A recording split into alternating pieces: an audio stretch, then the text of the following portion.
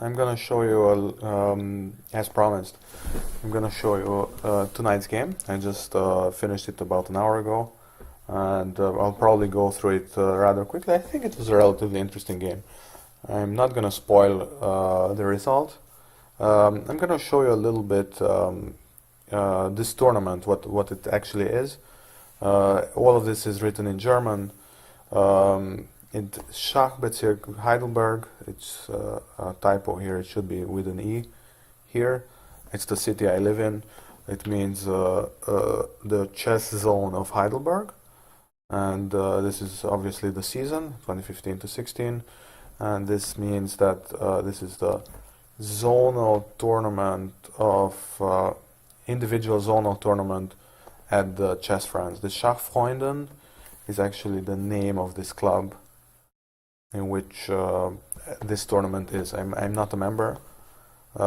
This is the standings before this round that just finished today. So, as I mentioned already, it's about 6 months. It takes about 6 months, but it's only 7 rounds. So about 1 round per month. And it started in September, and now we're in February, and this was round 6 out of 7. This is me, Chaba, and just a quick explanation what this all means. Title, this would be like Grandmaster or something, but clearly it didn't really work out. I have no rating here. TWC is some kind of a rating, German rating. This is the club. I don't have a club. Vereinslos means you don't have a club. And I don't have a country, which is slightly weird. But because I don't have a club, I don't have a country.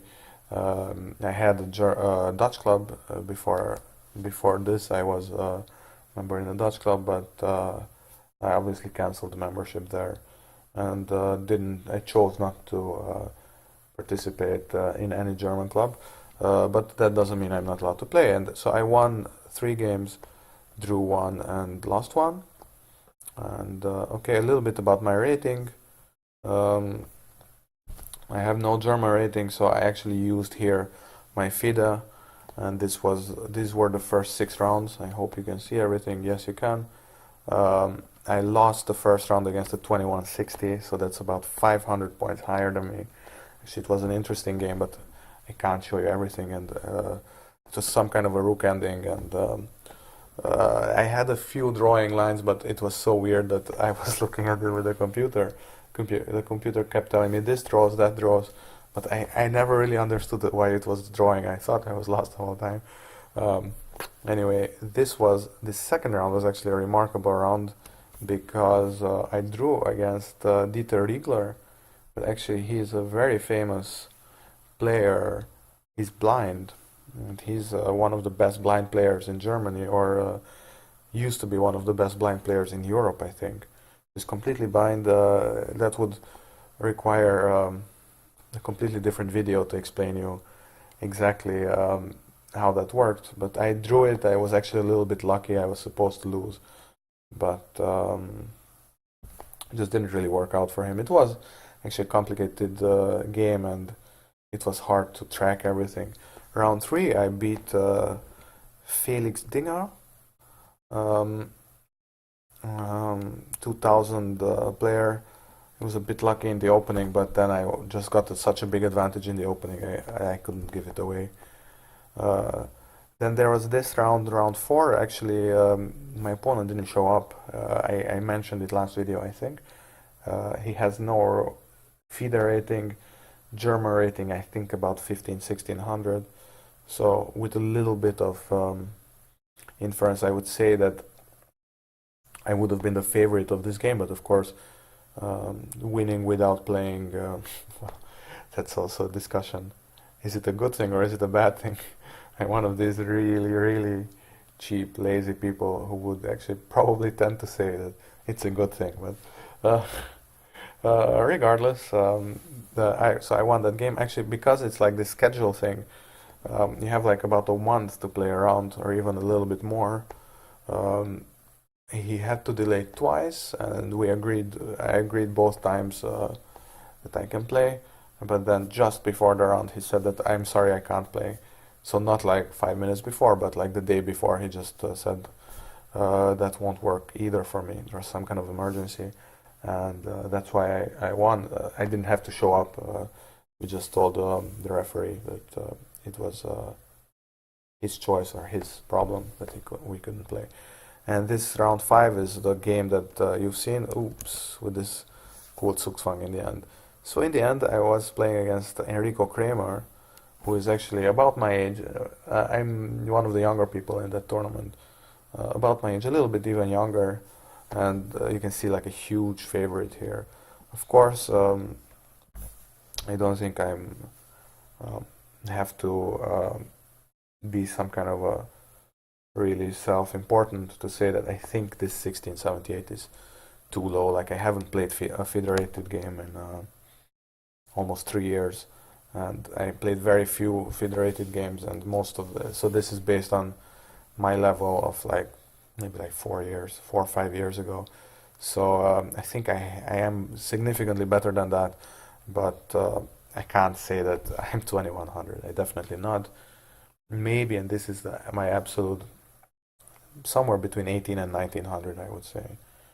And some of these results here, I'm overperforming that, but not by a lot. Anyway, so this was the tournament situation, and let's look at the actual game. I knew that he's a King's Indian player, so actually what does it mean? d4, knight f6, and then it's something like this. Just very quickly, like black basically concedes the center, and then later strikes with e5. This is the absolute main line. Something like this, and then this is one of the lines. For example, this is called bayonet attack, and it goes on. I mean, I actually don't really know this very well, but it's a very interesting battle because you can see. I think it goes like this. I don't know. The main point is actually we can check the database a bit. I think there's been probably a lot of games here. No, I think I misplayed something, but that doesn't matter. I think b4 knight f5. I'm supposed to play g3 or something, or knight d2. It doesn't matter. Yeah, this does have a lot of games. G3 or rook e1. Oh yeah, rook e1 and then rook e1 and then bishop f1. Something like that. It doesn't matter. You can see what's going on here, like rook e1, f5. And what's going to happen is I'm gonna try to play for like c5, and he's gonna try to play for. I'm just putting some moves. It doesn't really matter. I don't know, something like this, and then actually black often plays like these are completely random moves. Like g5, a4, I don't know, this kind of stuff. This is probably complete nonsense, but the main idea is you can see it's all about these pawns. The pawns are pushed, and it's insane. Like your head is exploding here. Black is going to checkmate you. In the meantime, you're gonna queen like 3 or 4 pawns on the on the queen side, but you know it's checkmate, so you lost, and it's a really cool opening actually. But I thought, look, he's 2100. He knows these lines much better than I do, and I could have prepared for something like this. And actually, it's a very interesting position and very. I mean, it is actually like quite a pleasant sight to look at all these beautiful pawns here and these beautiful pawns here. It's quite a cool thing. But I mean, I wasn't gonna play anything like this, and I played. I kind of prepared because I could know that he's playing King's Indian. You can check other people's games. So I actually played. No, just go away. d4, knight f6, knight f3, g6 is normal, of course, and now bishop g5. This is called the Torre attack. After a player from Mexico, no? Or Philippines. I think Mexico, no? Torre.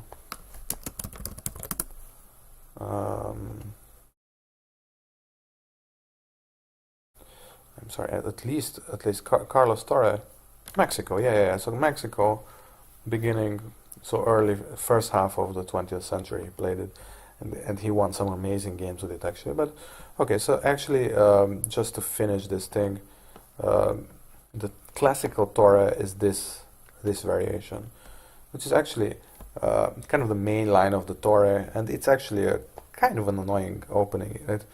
You're gonna build up this little triangle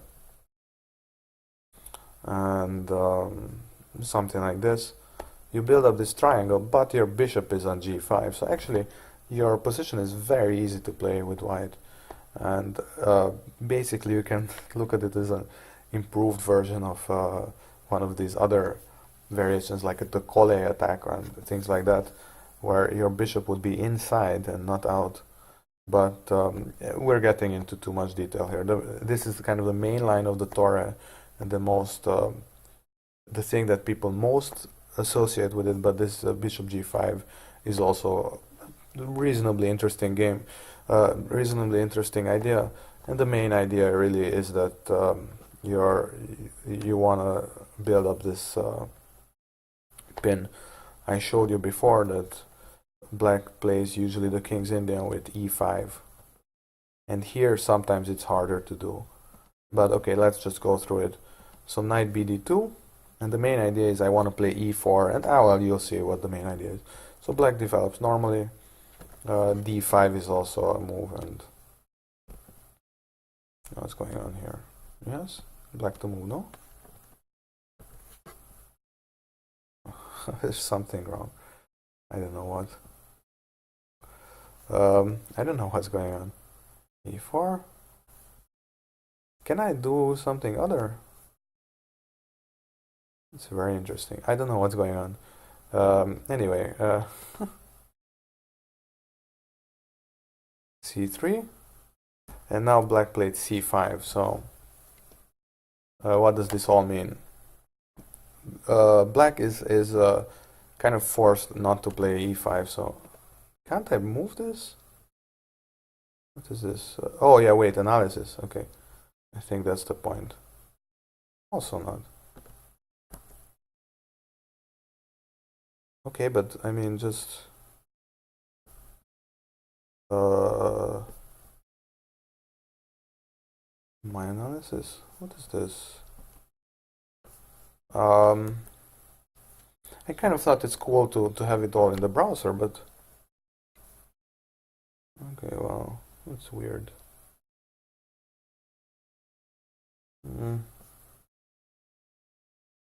I don't know. Well, in that case, it's kind of hard to show you anything because come on, I can't move my pieces. What is this nonsense? Okay, I loaded something.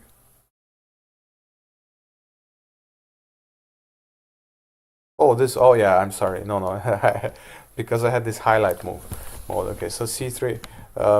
What did I want to show you? Yeah, so you can play also d5, which is kind of the opposite of what a King's Indian player wants to do, because this is completely different than their normal structure. So here you would just play like c3. I don't know. I'm just again putting random moves on the board. And then again you can play something like this, and actually you can move e4 soon, like but okay, this is a completely different line, and I was pretty sure he wouldn't do it. Okay, so e4, castles, and c3, and you can see everything is under control. It's a much more modest thing, but I have this nice little center here, and it's actually not so easy to combat. So of course, just in case you're wondering, so if black plays like e5, I just take, and actually it's just a pawn. The king's Indian strike is knight takes e4. It would be like a classical thing. And of course, in this case, I'm taking a queen. So that's not the best move. But otherwise, it would be the idea would be that if I take, then this knight is on breeze. So, but okay, so this is like a classical thing in a normal king's Indian. If you're wondering what I'm talking about, here it looks like I'm attacking this twice, but he's attacking only once. But actually, if I take, he has even first this. Let's say I take with the bishop, he can just take this pawn, and suddenly he has quite a nice position. But okay, this is a different story. The main idea is that this doesn't work here. Okay, so oh wait, so first c5, and now is the main line actually. So what I actually prepared was I kind of thought that he would know it, but know this whole Torre opening, but not very well. And this is basically after the game he told me that this is all he knew about the variation, that he's supposed to play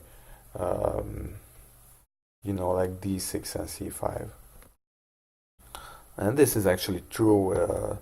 D takes c5, d takes c5, but now I have this nice bishop and I have this nice pawn, and actually it's for black it's difficult to find counterplay unless white plays something very fancy, and in the end I did play something very fancy. It's not like white stands better or anything, honestly, but it is something that is quite easy to play. And if anybody is at all better, it's probably white. Okay, so this is actually a tricky move. Queen e2. Why do I play queen e2? The main idea is that if now black plays, I'm still in this highlight mode, if black plays this, then I have bishop d3. So if I castle here, he has knight a5. I don't want to give up this bishop, and I will have to bring it back to e2, and the queen is a bit stuck here. So actually the queen is quite nice on e2, but it also helps bring this bishop back to d3 in case he ever plays this. I can also come here and later, if needed, hide on c2, and it's a nice thing. And one more important thing about this whole position is, okay, he played e5, which I'll get to in a second, but this bishop here, even if the knight is moving, even if this knight is moving, the bishop is blocked by these pawns, yeah? So I'm kind of, and it's difficult for black to actually break this. He will need to play something like maybe like b5, b4, but it's not so easy to arrange. And if need be, I can always play a4, which is a kind of a standard thing to have this this kind of a4 and b2 and c3, and that's actually difficult to break down by this bishop. But what he did was just e5 directly, which I can't believe it's a move. Like this doesn't look good at all. And I don't know. It's probably has it ever been played? Apparently not, at least according to this database. I couldn't really believe it. Here it was a little bit of a spoiler what happened in the end, but okay. So I thought, you know what? So obviously this e5 move, what he was afraid of. So the main line actually goes queen c7.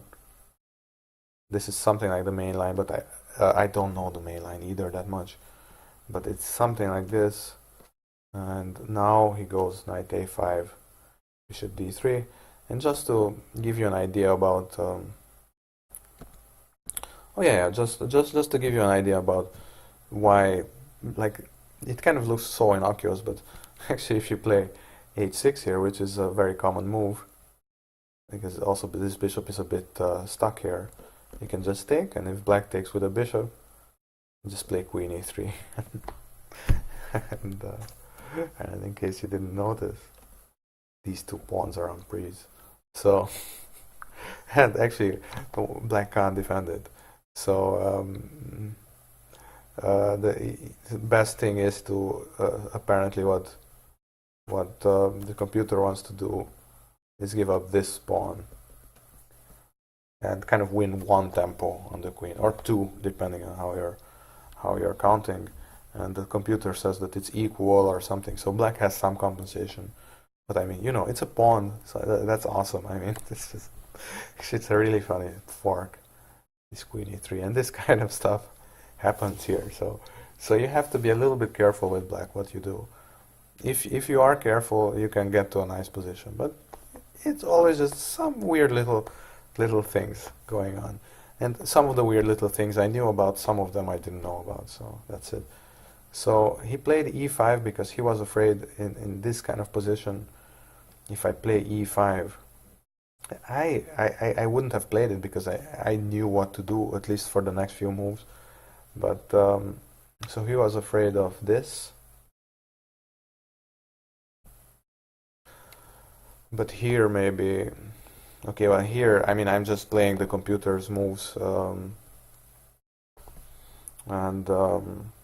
I mean, this pawn looks nice, but in the end, it's just it's just blocking this bishop. It's not really doing that much. And later on, or even now, okay, I don't know. That's apparently what he wants to do. Knight g5, and of course, I mean, this king is here. It can't be a good position for me, honestly. I don't know. He was afraid of it, and it looks like a messy position. And if you can help, white, if you can help it, you don't want white to put a pawn on e6, and I get it. But in this case, e5 is a really ugly move because why is this an ugly move? Basically, this bishop is really bad now. Like, this bishop has nowhere to go, and in the King's Indian, you would want to play f5, but in this case, I have this bishop. Let me just use all the colors available. You have this bishop that will just get into the position and scare the king. So actually, his normal idea of liberating the bishop with f5 will not work, very likely. And also what he did, just to use my last color, this knight is now pinned, and I don't have I don't have another color, but this square is weak now, so I can put something in there. And I thought, you know what, I'm gonna try to do it immediately. So I played knight f1, which is kind of funny because of course my king is in the middle. But I mean, if you look at his pieces, like, this is pinned, this is bad, as I said.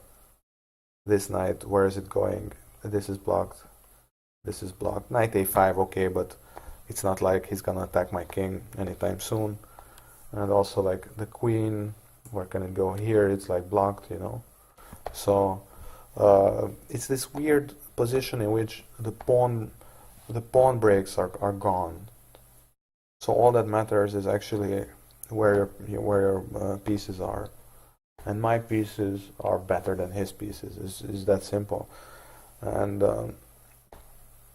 still you have various little things here to worry about. Like, at some point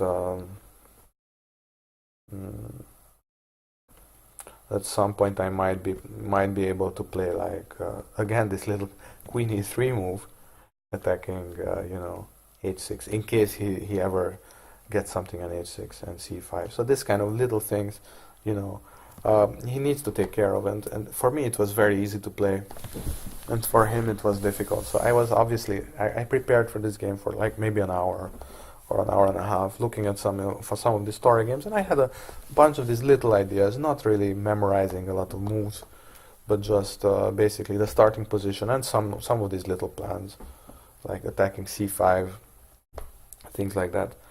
And okay, so then he played a6. He obviously wants to play b5. hmm so he wants to play b5, but I thought that's not really an issue. So I just played knight e3, and if he plays now b5, then I have like bishop d5. Bishop d5. He wants to play, my computer wants to play rook d1 first, but I think this is also quite nice. And this d5 square is going to be, for the rest of the game, it will be an issue. And I can just, you know, put everything on the d file and so on. So like at some point I will castle, put the rook on d1. You know, it's just so easy to play. And if necessary, I will just take this knight. Okay, so after knight e3, he didn't go there. He played h6. I took. And now he took with a queen. And actually, I was thinking, why does he take with a queen? But actually, he's quite right about this, because if he plays bishop f6, I have a very, very annoying move sequence. Something like this, rook d1, and actually bishop d7 is what the computer kind of wants to play. But then I have like queen.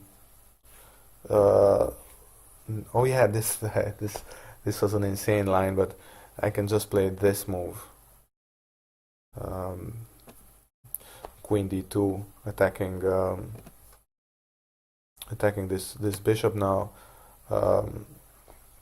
It's like really just a pleasant position. Like he will play, I don't know.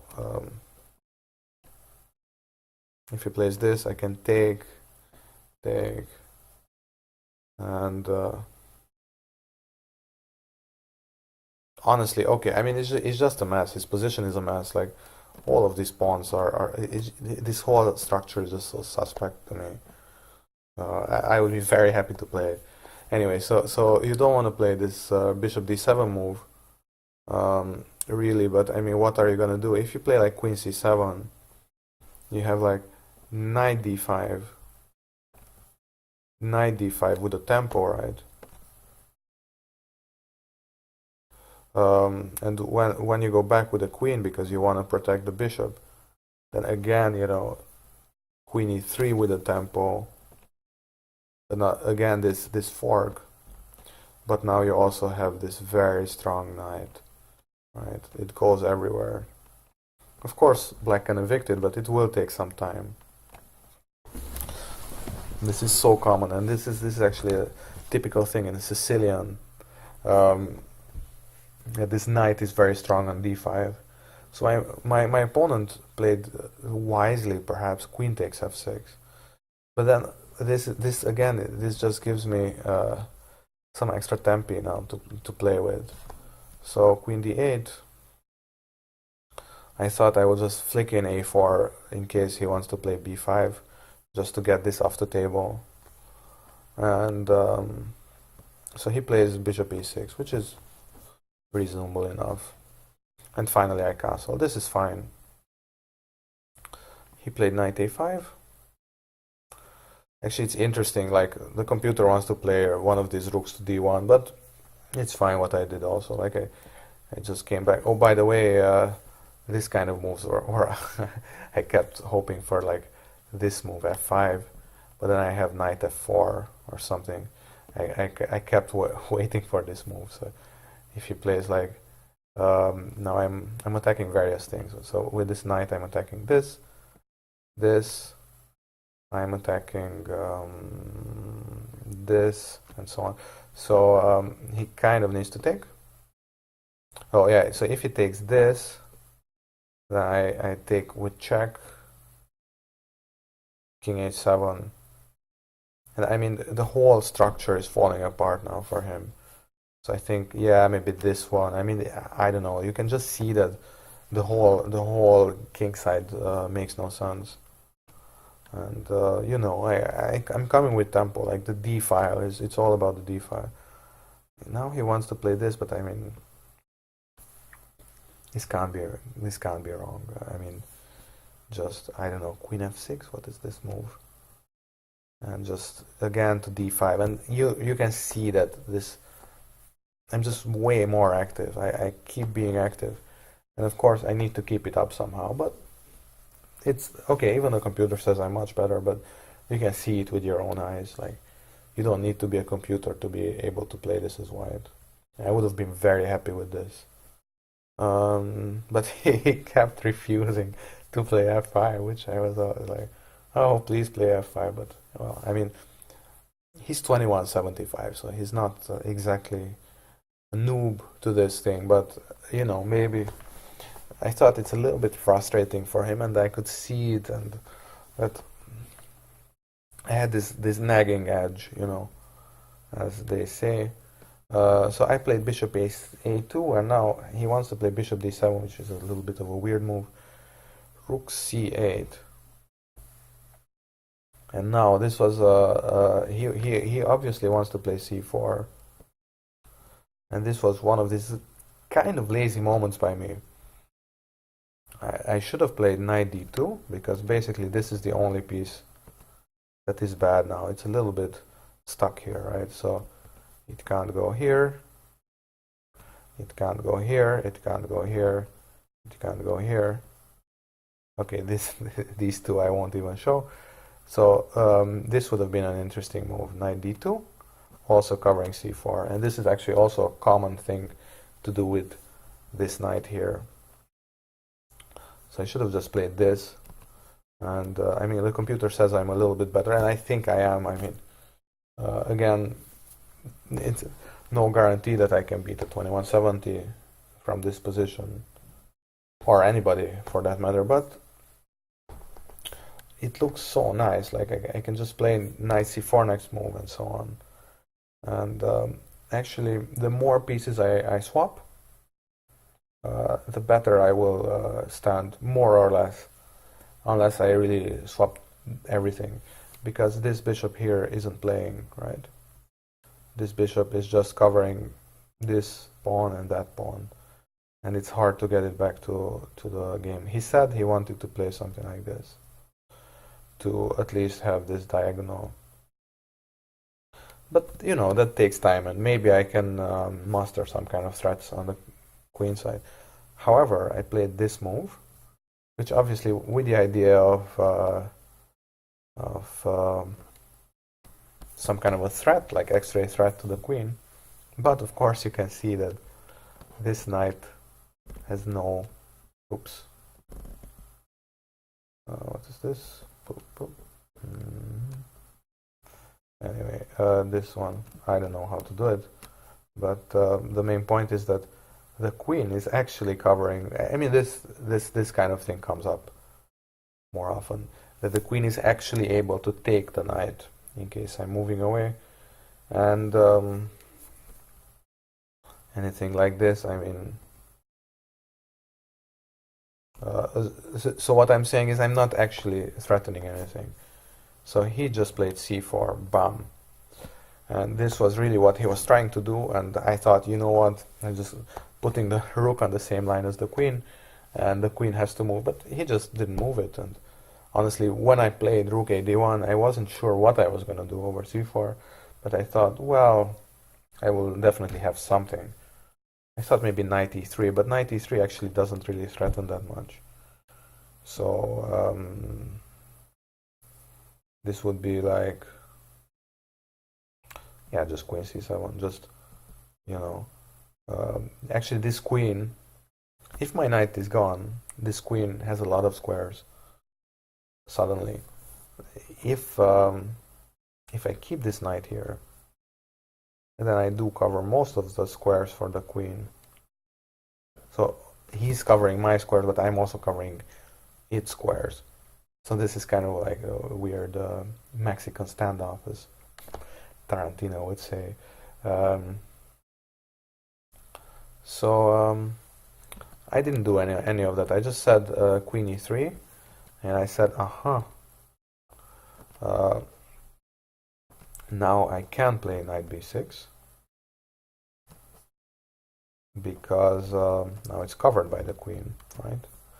So I thought now he really needs to move the queen, but he didn't. He just played rook c6. So wherever I move the knight, wherever I want to move it, the rook can just go to d6. Rook can go to d6 and the queen is covered. So actually I don't have a very good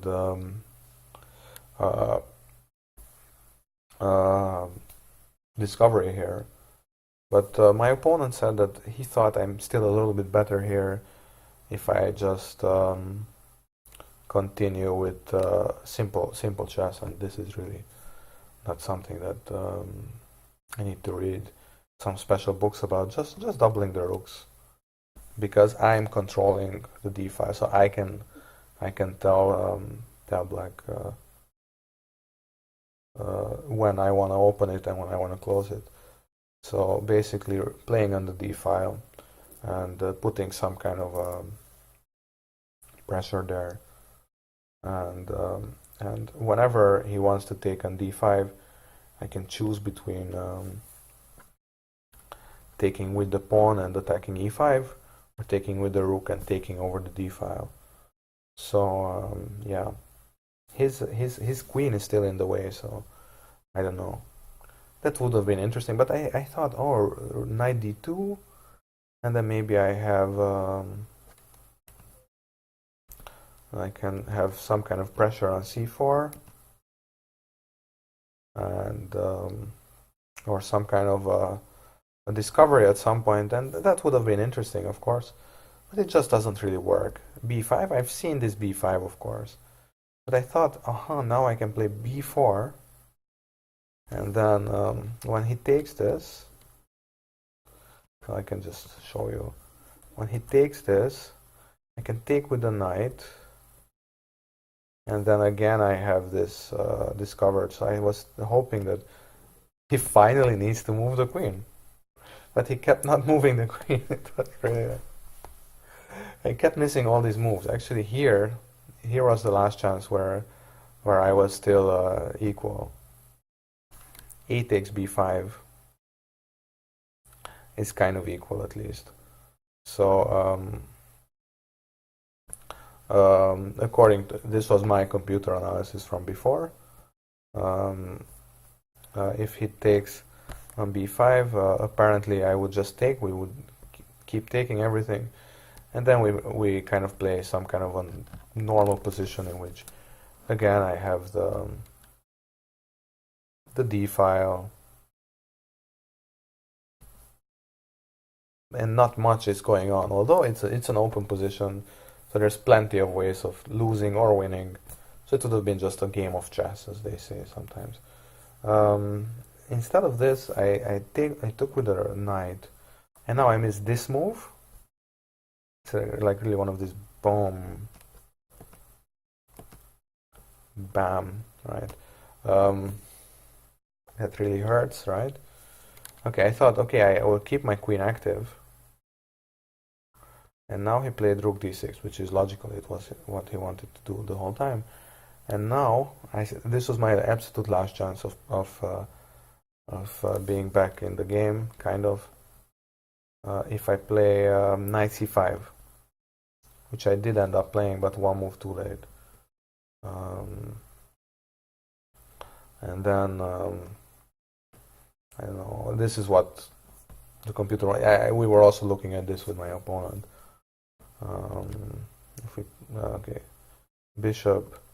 I don't know what this is, but let's say if we do take everything here. Oh, actually, I have this weird blocking maneuver or something, but okay, this was actually what we were looking at during the game, but without knight d7. Okay, well, anyway, I don't really care about this. but it's still kind of equal-ish.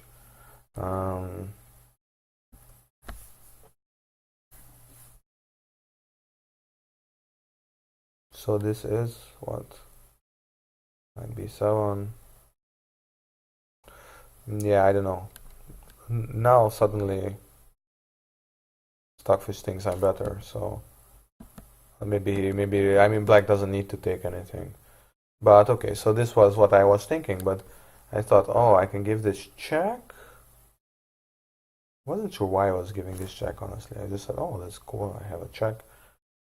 No, I mean, I know why I wasn't giving the check, because I wanted to clarify things on the d file. So check, go away, and now I can take this rook. And then I thought, worst case scenario, I can come back with my knight. But I thought, well, maybe now knight c5. But this is really bad because I have these two knights, of course. It's kind of two stupid horses, similar to the two stupid dogs cartoon. And knight d2, and suddenly I'm lost. I'm completely lost here. Knight d2. He's attacking several things, right? He's attacking this guy. He's attacking this guy. And if I want to relieve the pressure by, let's say, it doesn't matter how I take, but if I take this, I suddenly have some problems because, again, so first of all, if I play rook d1, he has knight f3. And suddenly I'm losing the rook. And of course, I mean, the only thing I have is taking with the pawn. But then, I mean, just boom, boom, boom. Yeah, I mean, this, you don't need to analyze this. It's clearly lost. So this was basically the idea. And if I do something else, so let's say I take the rook somewhere where it's safe. Let's say you have absolutely nothing to fear here.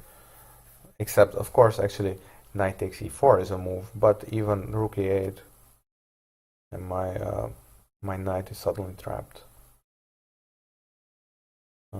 This knight has nowhere to go. When I played knight e7, I thought, well, that looks a bit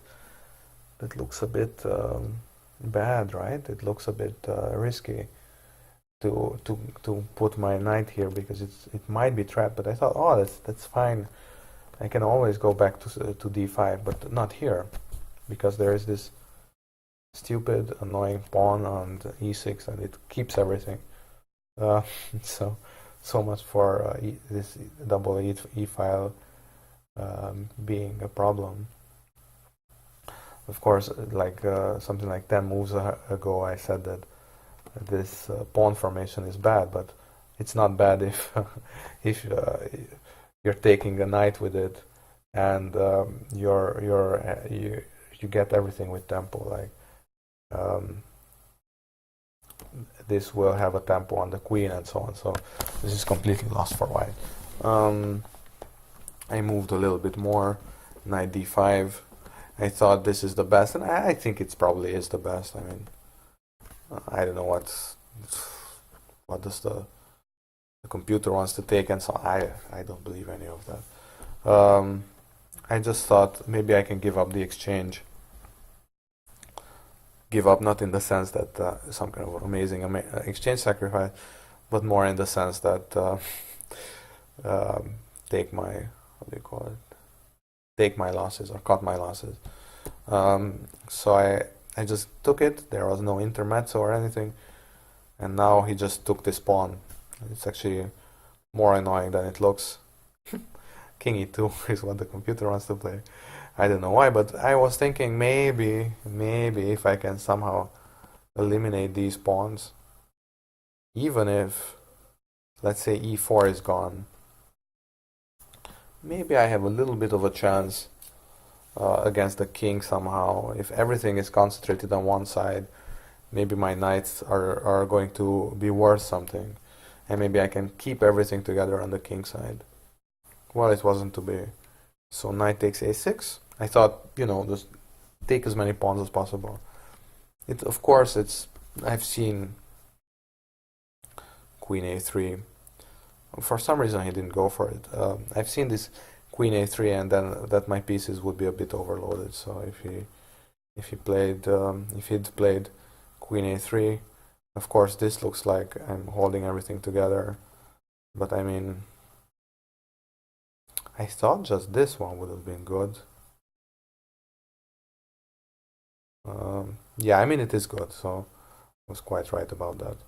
Because now suddenly if I take, of course, with the knight, of course, this doesn't work. That's a piece. But even this doesn't really work, because now suddenly e4, you don't really need to go e4, do you? Like, all of these pieces are now undefended, so like queen a4 is still the best, but now the bishop is... Okay, I should hurry up. I should just hurry up, finish this stuff. Queen a4, knight a b4. Okay, f takes e4, queen takes a4. So I was thinking, oh, maybe I can hold everything together, but now he took the bishop e3. I thought, oh well, I can just take this, right? But after knight takes e3, queen d2 is exceptionally strong. So suddenly everything is falling. So he's attacking f2, and he's also attacking e3 because of the pin. So I played queen c2, and actually it's kind of a blunder because he can just mate me now. Knight f2. Then this is mate in 3. Other moves here. If I play this move, what my opponent said is rook a8, and it's really cool that I'm threatening checkmate here. So if I do like this, for example, what can I do? Oh yeah, I just take this. And there is no check. There is no check because g8 is protected and my bishop is gone. This used to be a white bishop, but it's not anymore. So that's a little bit sad, but it all kind of fell apart with this whole weird knight maneuver. I should have just kept it together. Actually, it's weird because you could say that I played it a bit weirdly with this whole like knight f1, but it turned out actually it was a pretty nice maneuver, and I think I basically castled exactly what I was supposed to castle, and I think I'm basically done with this.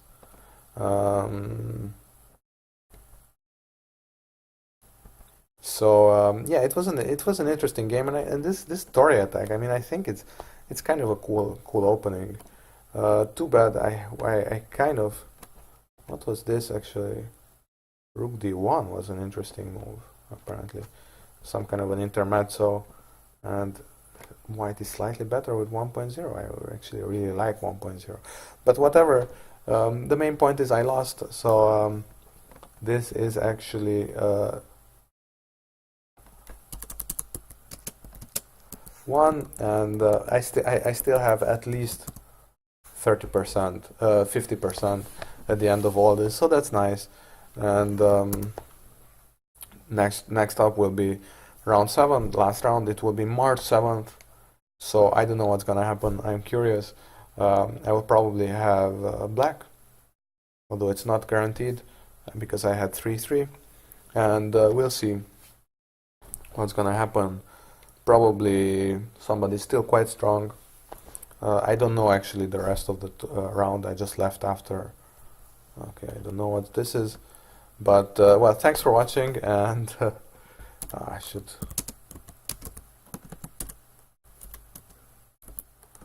Okay, so thanks for watching, and see you around. Maybe bridge, maybe chess. I don't know.